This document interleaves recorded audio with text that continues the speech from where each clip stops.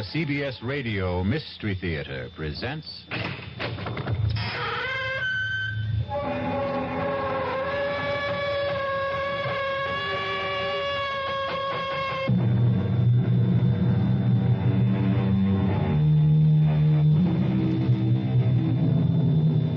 Come in. Welcome.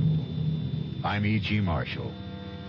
Welcome to the sound of suspense, to the fear you can hear, to the world of terrifying imagination. They say, hell hath no fury like a woman scorned. And perhaps it's true. But the question is, how long can that fury endure? How long can the passions burn? Well, Miss Charity Youngblood was left waiting at the church some 200 years ago, and she still isn't over it. Sheriff's Office, Deputy Palmer speaking. Sheriff, there's someone who wants to murder me. Yes, sir. Your name, sir? Well, is that important? Yes, sir, it is. Well, I hesitate to give you my name because you might think I'm unbalanced. Now, why would I think that? Because of the peculiar circumstances involved. Why don't you let me be the judge of that? Well, this young lady wants to kill me, and she's armed. Well, what's her name? Well, I wouldn't want her to get into trouble. What? She doesn't look like a killer, and besides, I can't prove it. It's just that I know it. Now, sir, calm yourself and tell me, why does she want to kill you? Because I broke our engagement. All right, it's possible. Now, when did you break that engagement? Oh, about 200 years ago.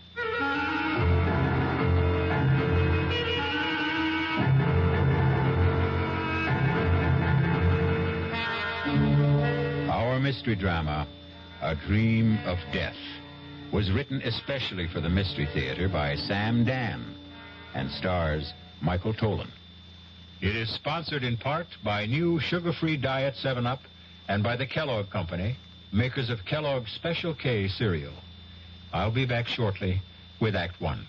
Hello, Ms. Goldilocks here, and welcome to my professional taste-testing laboratory.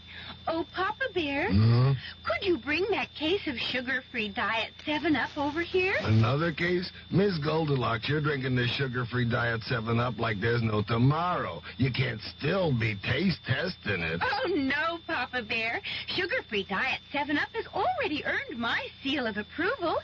It's fresh, light, natural, delicious. I drink it because I love its taste. Now hurry up. Okay, here. This sugar-free Diet 7-Up really tastes delicious. Ladies, if you're tired of switching from one diet drink to another, take some advice from Ms. Goldilocks. Try sugar-free Diet 7-Up and you'll say, yes, this one's just right. I'll bear witness to that, Goldie.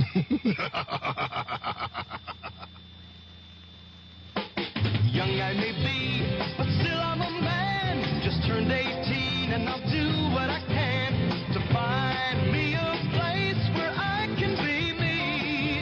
Get ready for life and be free as the sea. Where do I go from here? Oh, where do I go from here? I finished school, but what lies ahead? Don't want to get trapped, want to feel free instead. All over the world, there's so much to do. The call of the sea, don't you hear it too? Where do I go from here? Oh, where do I go from here? What about the new Navy? You'll get your chance at success, learn an exciting job, and see the world. Call toll-free 800-841-8000. That's 800-841-8000. Or see your Navy recruiter. Be someone special in the new Navy. I know where I'm going from here.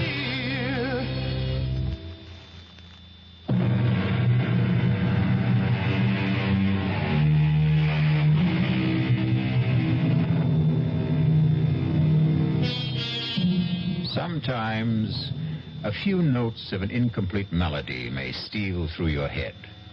It isn't like any tune you know, and yet you've heard it before. For no reason, a name, a noise, an aroma may evoke a dim and distant memory. A memory of a place you cannot clearly remember, but it's a place you cannot completely forget. A great poet said, "Life is a dream, and even dreams are dreams." Perhaps. But sooner or later, there must be an awakening for every dream. And for Rexford Patterson, there was the rudest awakening of all. Hey, Patterson, wake up. Your lawyer's here. Huh? What? Your lawyer's here. Lawyer? Why? What do I want a lawyer for? Where am I? You're in a jailhouse. Jailhouse? How did I get... I demand to see a lawyer. Mister, no sooner said than done. He's all yours, Counselor. All right, Sheriff, if you would leave us. Bang on the door when you want out, Counselor. Who are you? Why am I in here? My name is Peter Evans. I'm an attorney. I was retained by the university on your behalf. Why do I need a lawyer? Why? Well, you're going to be tried for murder. Who is? You are. But that's impossible. You don't remember? Murder? Murder. No. Well, according to the sheriff, you were found unconscious on the floor of your study, and she'd been shot. Who? Your fiancée. Charity? I killed Charity? No. Madeline Betty, your fiancée, Madeline Betty Powers. Who's Charity? Charity Youngblood. She was my fiancée. You had two of them?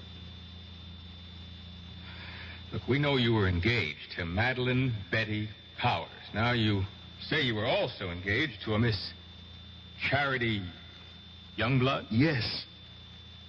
Well, what happened to that engagement? I broke it. Was the parting amicable? No. How did Miss Youngblood take it? She was hurt, angry. She was violent. What do you mean, violent? She swore she would make me regret it. She swore she would have a revenge. Can you prove any of this? Oh, yes. How? I have it in writing. Well, now, this may throw a new light on the case. When did you break your engagement to Miss Youngblood? When? About 200 years ago. Good. You see, if we can produce written evidence... When did you say you broke this engagement? I was killed at the Battle of Monmouth in 78. And 3 years before that would be, the early spring of 1775. Allow me to suggest the only plea that will save you. Insanity. No, I will insist that we plead the truth. Well, what is the truth? Self-defense. I killed Charity Youngblood in self-defense. All right. Look. Now, you may have killed Miss Youngblood in self-defense 200 years ago, but it's over. It's gone. It's done with. Nobody wants you for that. You're going to be tried for the murder of Madeline Betty Powers. Exactly. Charity Youngblood is Madeline Betty Powers. Professor Patterson. You're my attorney. I have to tell you the truth. But I can't believe it. But I can prove it. Look, go to my apartment. In the middle drawer of my desk, there's a book. An old book, an old leather notebook. Bring it here. You'll see. You'll see for yourself. Proof.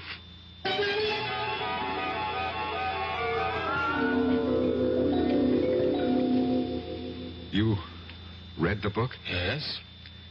It's a diary kept by a girl named Charity Youngblood, daughter of a Connecticut gunsmith during the Revolutionary War. She was jilted by a young officer named Eli Wallington. Naturally, she was quite upset about it. But where is the proof you promised me? I was that young officer. I was Eli Wallington. Look, Professor Patterson, if I'm to represent you, you'll simply have to tell me... The truth. I know the truth. But I tell you the truth, and you refuse to believe But me. it's impossible to believe you. Impossible. That's the key word. Well, today's commonplace was yesterday's impossibility. People said it was impossible to transplant a heart, impossible to walk on the moon. You're talking about reincarnation. Last summer, I stopped at an antique shop in central Connecticut. Heaped high on a counter was a pile of old pictures, letters, books. I picked up that little notebook, the one you're now holding. I read that name, that hand-lettered name, Charity Youngblood. And suddenly I felt as if I'd been stabbed through the heart. I knew that name. I knew that name. Please, Professor Patterson. No, don't tell me to be calm. Don't humor me. Just listen to me. I knew that name. I knew the girl. I knew the time. I knew the place. Here, turn to the page where she describes how he proposed to her. Just don't see how Just all of... do it.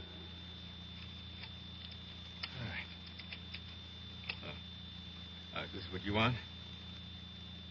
Monday. Eli proposed marriage to me this morning. I read the name Eli. An electric shock ran through my system. I knew I was Eli. And the entire scene ran through my mind. Exactly as she wrote it in her diary. Exactly.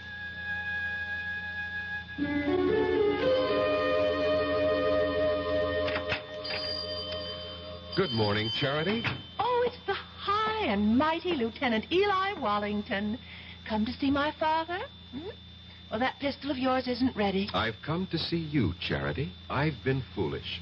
It doesn't interest me. Charity, I love you. Oh, yes, you love me. Believe me. Oh, I believe you. You love me here. You love me now. But tomorrow you'll be somewhere else. You'll see someone else. You'll love someone else. Men are fools. We don't realize at first how important it is to have a woman who really loves us. And you love me. Please go. Marry me, Charity. Eli? We'll have the banns on Sunday and marry the week after. Now, come, close the shop. We'll go riding this morning. But I promised Father... Let's be together this morning. Come with me. Oh, Eli, you're a scoundrel. Yes, Charity. But I'm your scoundrel. You must never forget that, Eli. Never forget that.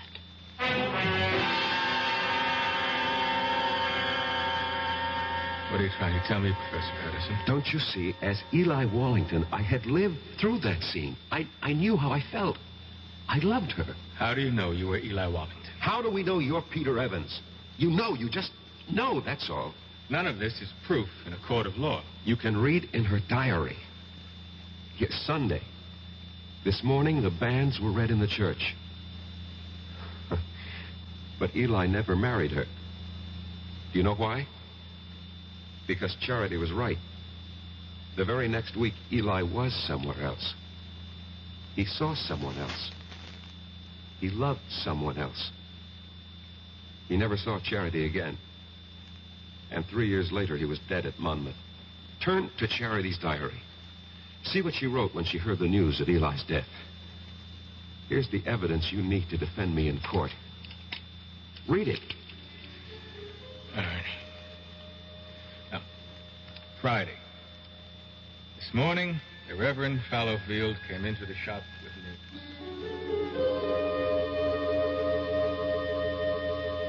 Charity, I am told that Eli Wallington has fallen at Monmouth. I thought you might wish to know. Thank you, Reverend. He died bravely for his country. And I hope you can find it in your heart to forgive him. I will not forgive him. Charity. On that Sunday, that awful Sunday, I swore I'd kill him. But the boy is already dead. He'll live again. I'll live again. I'll find him and kill him. Give up this frightful hatred before it destroys you. He won't escape. If only I could help you, Charity. No one can help me. And no one can help Eli. Somewhere, somehow, someday, I'll have my revenge.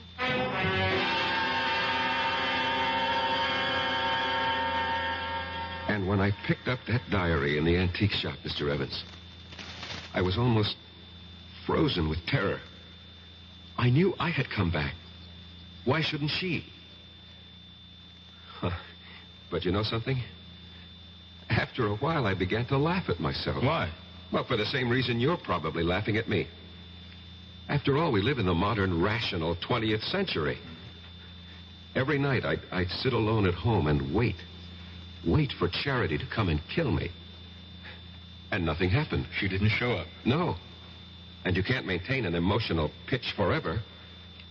And so soon, I stopped thinking about it. And then one afternoon, I was sitting in my study. Come in, it's not locked. Good afternoon, Professor Patterson. Yes. Let me see, you're Miss... Powers. Madeline Betty Powers. I'm scheduled for a conference at exactly 1500 hours. 1500 hours? 3 p.m. We use this terminology at the engineering school. Oh, I see. You're an engineering major, Miss Powers? Have you any objections? Oh, no, certainly not. Professor, I require 3 credits in the humanities for my degree. I chose your American history course. I am flattered. It was the only one open. You shouldn't have said that. Oh, I have no interest in the dead past, only in the dynamic present. How can I survive your course? First, show up for class, occasionally. Second, don't snore too loudly at my lectures. Third, write me a term paper. On what subject? Oh, any subject related to the Revolutionary War. I know what I'll do. I'll write a novel. Miss Powers, what are you saying? Yes, a novel. A novel about a girl. But, Miss Powers, you asked for an easy way out. A novel is the most difficult project. You know what gave me the idea for it, Professor? This antique pistol on your desk. What? Broken down, rusty old relic? It just came to me by just looking at it. I'll write about a girl whose father was a gunsmith. What did you say? In one of the 13 colonies, Connecticut. But, Miss Powers, do you know anything about Connecticut during the Revolution? No, I'll make it up. After all, it's a novel. Have you ever been to Connecticut? No, never in my life. Now, the girl, the heroine of my novel, will be beautiful, sexy. I can see her. I can just see what she looks like. And her name, I even know her name. What is it? I think I have a good one. Her name... No, don't tell me. Write it down on a piece of paper. But don't let me see what you're writing. But why? Please do as I ask, Miss Powers. All right. You've written her name? Yes, Professor. Her name is Charity. Charity Youngblood. Professor Patterson. How did you know?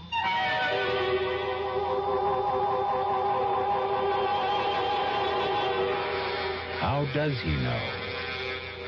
Funny how these things work out, no? You can never tell who you'll come back as. Devil-may-care adventurer Eli Wallington becomes a serious, sober professor of history. Sexy Charity returns as a budding lady scientist. But she still has a mission. Murder. We'll return shortly with Act 2. There's nothing wrong with drinking Budweiser sip by sip, is there? Well, the brewers of Budweiser think there's a better way. Sipping's fine if you're drinking wine. But Bud is the king of beers, a hearty drink. Look, rinse a 10 or 12 ounce glass with cold water. Then open a can or bottle of Bud and pour it right down the middle so it kicks up a good head of foam. Now, take a big drink and then swallow big. No sips. That's how it should be done. More taste, more beer drinking enjoyment. Thanks to exclusive Beechwood aging, Budweiser has a smoothness that lets it go down especially easy. Sure, it's an expensive way to brew beer, but brewing beer right does make a difference. That's why, when you say Budweiser, you've said it all. Anheuser-Busch, St. Louis.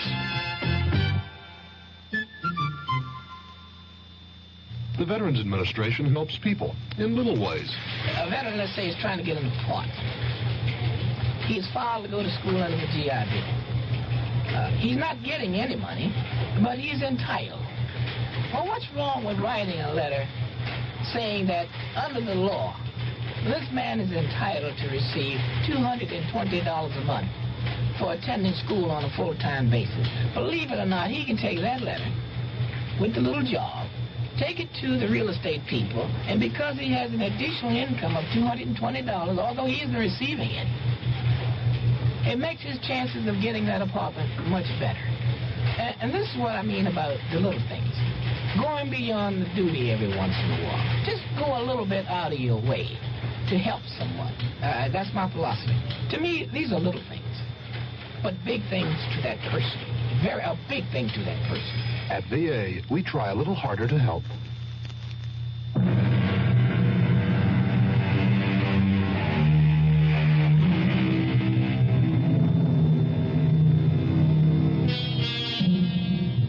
Professor Patterson, a quiet teacher of history, is in jail, accused of killing his fiancée. He doesn't deny it. What he's desperately trying to prove is that he killed the one he had 200 years ago. Where, Miss Powers, have you heard that name, Charity Youngblood, before? Nowhere. I made it up. You made it up? Well, Charity sounds like a name a girl might have had 200 years ago. And Youngblood has a kind of colonial quality to it. Charity Youngblood. It just sort of popped into my head. And everything just came to you, the whole idea for the novel, the heroine, her name, it all occurred to you just now? Yes, that's right, Professor Patterson. I simply can't account for it. It has no scientific basis. But suddenly, I have feelings that I've never experienced before. What sort of feelings? I can't describe them. Vague ideas, hazy pictures. Of what? But this woman, this girl, this Charity Youngblood, she's a creature of my own imagination. I only conjured her up a few moments ago, and yet she seems to be alive. Give it up, Miss Powers. You know, sometimes when you write fiction, the character takes over, and unless you're a skilled professional author, this can be dangerous. Just attend class, look intelligent, and you'll pass the course. Well, Professor, that wouldn't be ethical. Miss Powers, we'll just let that be our secret.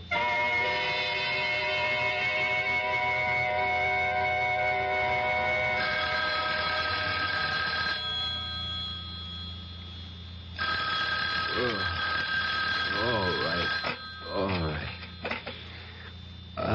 Hello. Professor Patterson, this is Miss Powers. What? Miss Powers? Madeline Betty Powers. Did I wake you? I'm sorry. I know it's midnight, but I must see you at once. Please. Well, it's important. Where? Well, I'm calling from the all-night cafeteria at the Student Union building. I'll be there. Oh, thank you, Professor.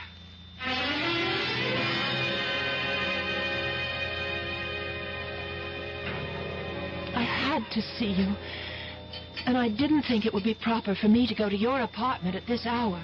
Well, what seems to be the problem, Miss Powers? The story. The story? The story of Charity Youngblood. Well, I thought we decided to drop it. But that's the problem. I can't seem to get it out of my mind. Well, I'm sure you... It's taken over. I can't think of anything else. Well, I'm obsessed by it. This girl, Charity Youngblood. I know her so well, I sometimes think... No, you'll laugh. No, tell me. I sometimes think she's me. Well, of course she's you. What are you saying? Well, when you write fiction, every character has to be yourself in one form or another. No, it's more than that. It's a feeling in my bones. I seem to have an urge to do something. What?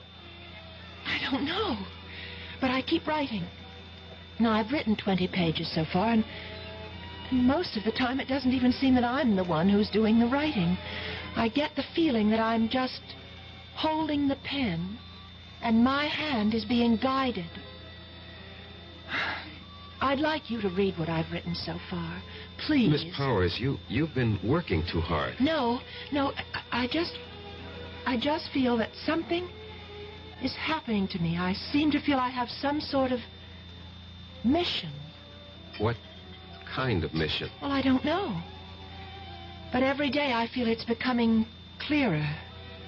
But I still have no idea of what it is.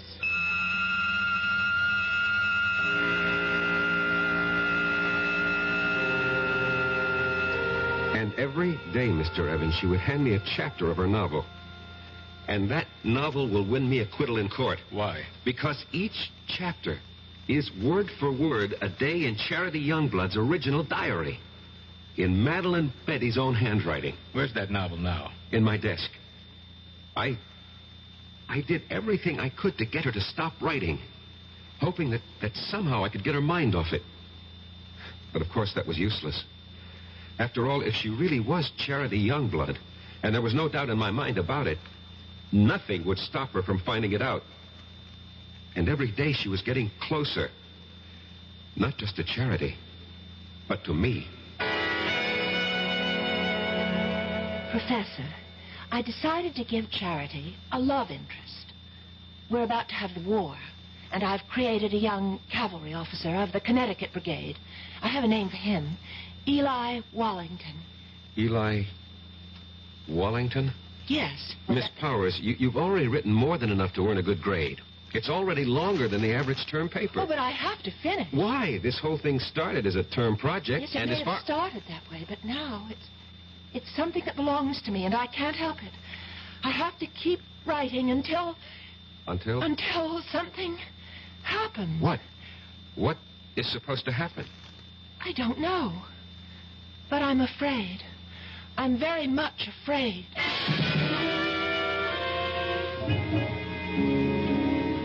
I was afraid too, Mr. Evans. Afraid that at any time she would suddenly realize that she wanted to kill me. But surely you realize... What? You mean I had nothing to be afraid of? Suppose someone's determined to kill you, and you know it. You tell me. You know what I think? Although it's academic now. I think you should have gone to a psychiatrist. I did. I went to the top. I went to the head of the Department of Psychiatry at the University Hospital.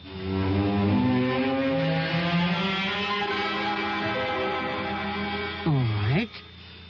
Now, let us see if we can delve into the core of these hallucinations. No, let's not, Dr. Laufer. You see, these are not hallucinations. No? No. These are matters of fact. I know them to be true. You're talking about reincarnation. Yes. And you obviously don't believe in it. That's hardly the point. It may exist, for all I know. However, if it does, then we have no way of knowing who we were in a past lifetime. Perhaps we had no way of knowing. Perhaps today, with heightened powers of communication, perhaps our modern scientific technology has upset certain natural balances. Whatever. The fact is, I know. If you know, you know. What do you want me to do? Suggest a way I can live with it. I'm afraid I don't understand. Look, if a man was an alcoholic or a drug addict or a gambler, and he said to you, this is what's wrong with me, how do I live with it? What would you tell him? You are oversimplifying. I am I'll coin the word. Reincarnate. How do I live with it? Especially since my life is in danger. Very well. Why is your life in danger? I told you. Charity Youngblood wants her revenge. And she's here in the person of Madeline Betty Powers to exact it. Don't you see what you must do? No. This is all within the framework you yourself have created. If you remove the motive, you can prevent the crime. I still don't know what you mean. If she wants to kill you because you jilted her, well, all you have to do is give her satisfaction. How? Marry her. Marry her? Marry Madeline Betty? She's hardly my type. You're 32 years old. You're not married. Are you going with anyone? No. But marry her? How do I know she'll have me? Were you once Eli Wallington? Yes. Was she once Charity Youngblood? Yes.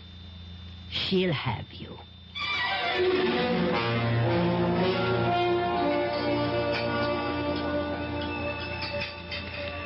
Oh, Professor Patterson, you really didn't have to take me to dinner. Well, our conference ran late. We have to eat. Well, I mean, to a place like this. Well, this is a very nice place. Or so I thought. Oh. Would you care to dance? Oh, no, thank you. I dance rather poorly. Oh, I can't believe that. Why can't you believe it? Because you're so charming. I don't think so. At least no one ever told me that. But I think so. Do you? Why? Well, it's a subjective thing. I lied to you just now. I said I dance poorly. The truth is, I don't dance at all. Now, how is that possible? Girls who don't get asked usually don't bother to learn. I don't know why I'm telling you all this. It's just that since the day I met you, I started thinking. I don't know how to describe it. Well, what were you thinking? Oh, crazy things. That is, for me. I suddenly wanted to write a book. Why, I'll never know. And I began thinking of a girl who lived hundreds of years ago in a place I've never heard of. I can't understand it. Madeline Betty, maybe I can help you. Would you, Professor Patterson? Rex. Go on, say it. Call me Rex. Rex. I've also felt something since the time you walked into my study for conference. And I've been trying to analyze it. And I finally discovered what it is. It's love. Professor Patterson. Rex. And so I'm asking you, I hope that you will marry me.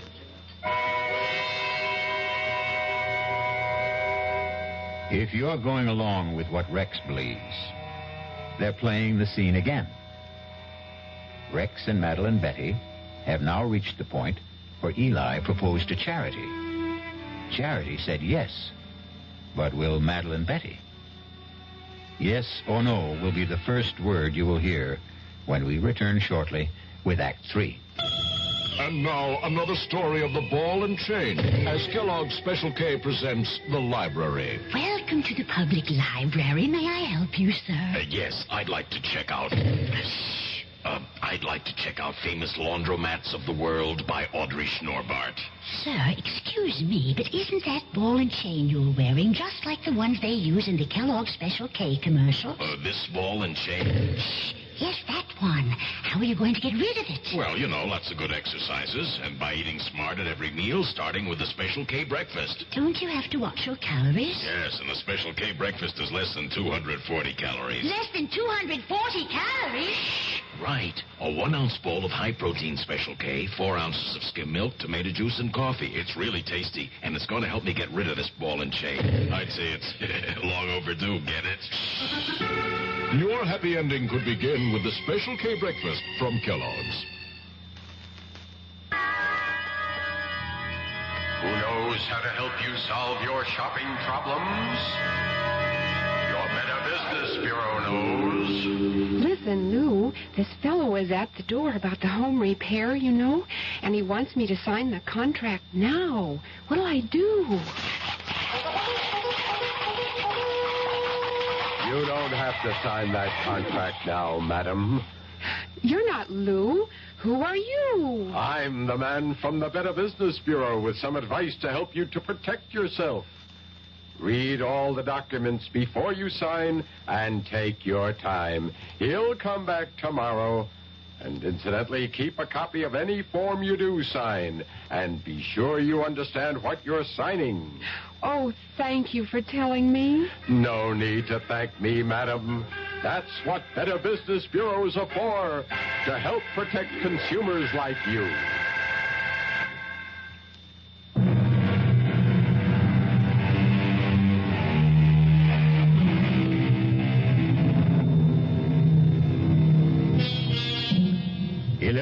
motive, and you prevent the crime. Excellent advice. And Rexford Patterson has taken it. He has just proposed to Madeline Betty Powers because it's the only way he can think of to keep her from killing him. And now, she looks at him and says, Yes, Professor Patterson. Yes. You can't agree to marry a man and call him Professor Patterson. Rex. I know it's sudden, Madeline Betty. We can get married after you graduate. Oh, I'll marry you anytime you say, Rex. I love you. I love you, too. I fell in love with you. Must have been at first sight. Why? Why? Because you're handsome. I was hoping I had other qualities. Oh, you do. You do. But being handsome's part of it. Why did you fall in love with me? Because you're beautiful. Oh. No, you don't believe it. No, well, I feel beautiful. You make me feel beautiful. Oh, Rex. I can't believe this is happening to me. It's happening. It's happening to both of us. And I'll be such a good wife for you. What is it? Oh, my head. What's the matter? Suddenly feels so light, so clear. Well, that's good. And different. Different? Yes, different. How? The book. You know the novel that I'm writing for the course? Yes. All of a sudden, I don't want to write it anymore. Why not? I don't know how it came into my head in the first place. Just as suddenly as it came, it's gone out. Gone out? That girl, Charity? Oh, yes, Charity, the heroine of your book. Yes, that's her name? Yes, I seem to remember. Well, she's gone from my mind, too. I simply can't understand how it happened. Well, why bother? Yes, that's right. Oh, why bother about anything except us? Except you and me.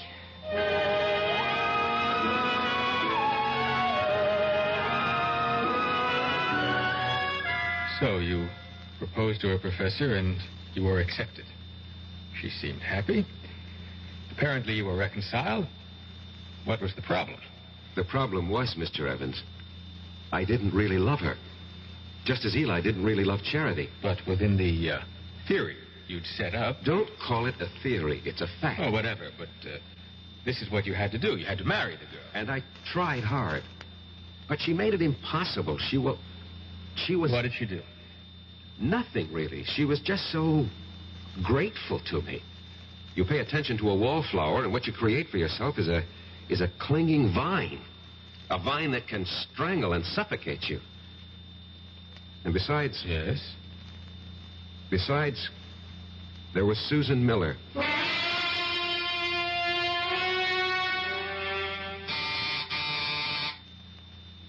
Come in, Madeline Betty. I'm not Madeline Betty, but I came in anyhow. Well, how do you do? Professor Patterson? Yes? I'm Susan Miller, of the English department. You're new here. Oh, I received my teaching appointment last week. Early American Lit. A favorite field of mine. Well, that's the scoop on campus. Anything early American, see Rex Patterson. I just thought we'd chat. Fix you a drink? A soft one. Naturally. Diet, if you have it. I'm watching my weight. Why? I think it's most attractive the way it is. Well, if you think so, I'll keep it that way. Did you know that General Burgoyne wrote a play? Yes, it was called Maid of the Oaks. And it was produced in New York during the Revolution. Yes, and I'll tell you who was in the cast.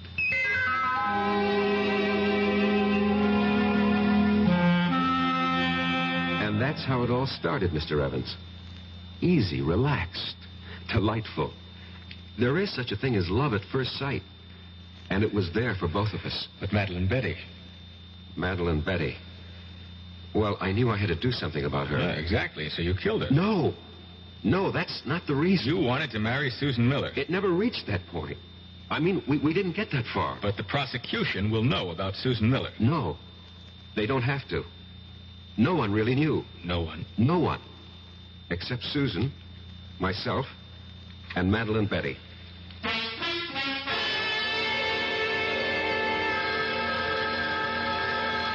I'll get it. Hello? Hello. Is Rex, Professor Patterson there? Oh, who's calling? This is Susan. Miss Susan Miller. Rex is for you, Miss Susan Miller. Oh, thank you, Madeline. Yes, Susan? Rex, how about a drive in the country? I have considerable work to do. But I thought you had nothing to do all weekend. So did I, but, I have this research project. I see. Did your project answer the phone? No, it's nothing like that. Well, maybe we can get together tomorrow. Sure thing.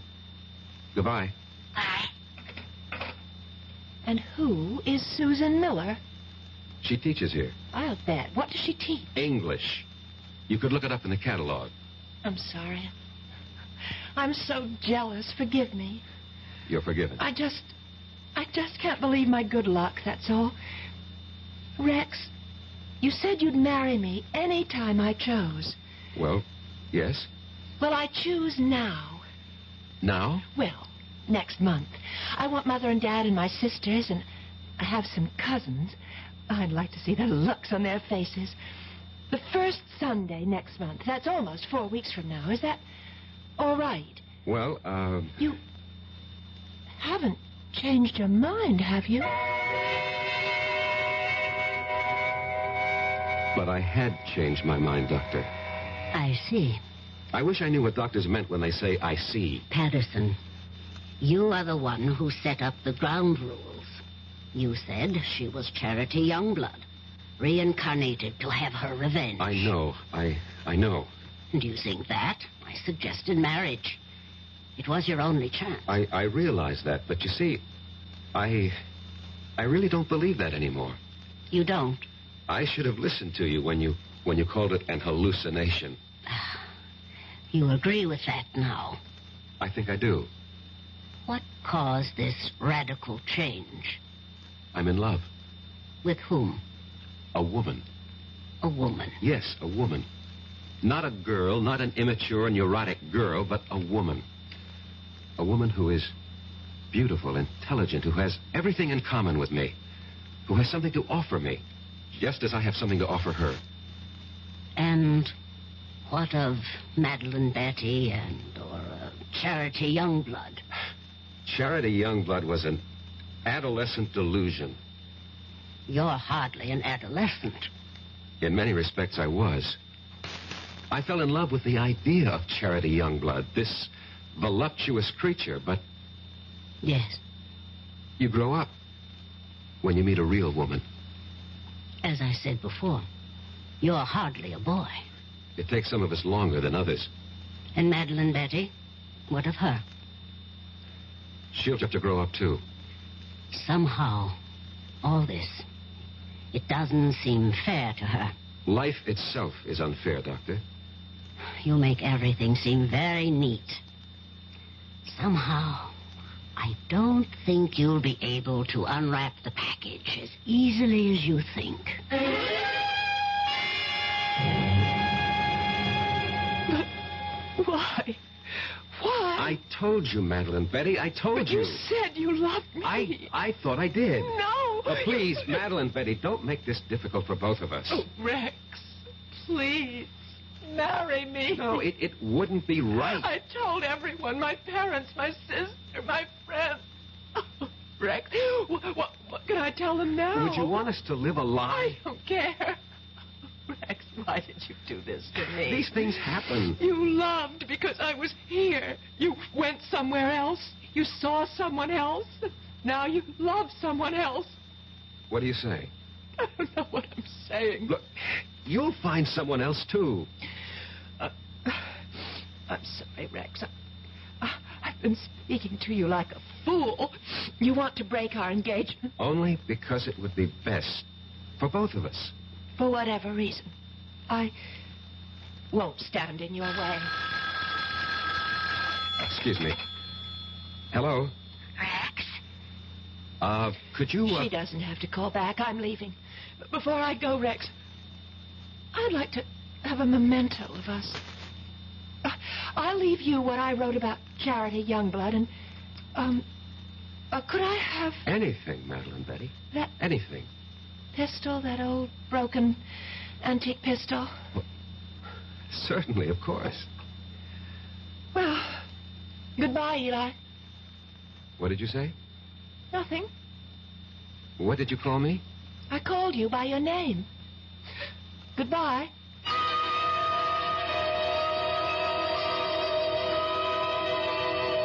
That night, Mr. Evans, she left the college. Her roommate called me and said Madeline Betty had disappeared. Didn't you feel that perhaps you should investigate? No. Well, to tell you the truth, I felt relieved. I thought she was embarrassed and had decided to go somewhere, and I forgot all about her. You forgot? How could you forget? Maybe I wanted to forget. Anyway, about a week later, I came home. It was late at night.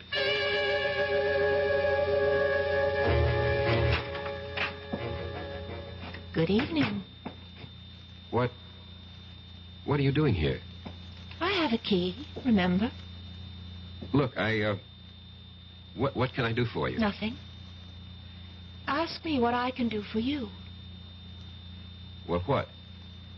I can kill you. What do you say? Yes. I can kill you very easily. And I'm going to. Madeline Betty, Who are you talking to? My name is Charity. Charity? Yes, Eli. Charity.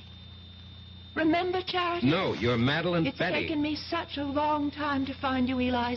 Such a long time. Listen to me. I'm not Eli. I'm Rex Patterson, and you're not Charity. You're Madeline Betty Powers. Sweet talk, Eli. You always could do it, but it doesn't go with me anymore. Look, Madeline Betty, I'll have to ask you to leave. Oh, I will. After I kill you. No, you can't kill me. I can. With this. What are you talking about? With that rusty old antique pistol? No, not anymore. I brought it home to Father, to Isaiah Youngblood's gun shop, and I said, Father, fix this pistol. And he did, you see, how he cleaned it and oiled it. See how it shines now. Madeline Don't Betty. move any closer. Not one step closer. See how it sparkles. He gave it a new flammer and a fresh flint, fitted a new flash pan, and then primed it. Poured in the powder, rammed home the ball, and now it's ready to fire. Charity, no. Get away from me. Take your hands off. No. Get away Drop from it. me. Let go of me, Eli.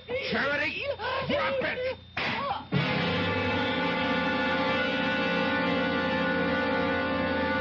We struggled for the gun, and at the last second, the barrel must have turned toward her, and she pulled the trigger. And that's your defense? That's my defense. You want me to plead that defense? I want you to tell the jury exactly what happened, why it happened, and the way it happened. Show them the written proof. You're sure that's what you want me to do? Yes, I'm sure. I'm sure because it's the truth. Well, I hope the jury buys it. Would you have bought Professor Patterson's story? You would. A pity you weren't on the jury. Because 12 good men and true, actually 6 of them were women, deliberated for a full week and decided that Rex would have to pay the price. Not just the price for Madeline Betty, but also, as it turned out, the price for Charity. I'll be back shortly. This is Ray Scott for the President's Council on Physical Fitness and Sports. Sometimes we're accused of exaggerating the importance of a game, along with millions of Americans across the country. Well, maybe so. But one thing is sure. We certainly under-exaggerate the importance of physical fitness and sports among our children. We send our kids to the best schools we can to get the best education they can, and yet we often completely neglect their physical education. Phys ed departments are usually the first to suffer when budgets are cut. That's why we urge you to support the physical education departments in your schools and to make sure your kids are getting the kind of programs and instruction that will do them the most good. Physical fitness can help them develop into healthier adults and help them live up to their full potential. For more information, write the President's Council on Physical Fitness and Sports, Washington, D.C., 20201.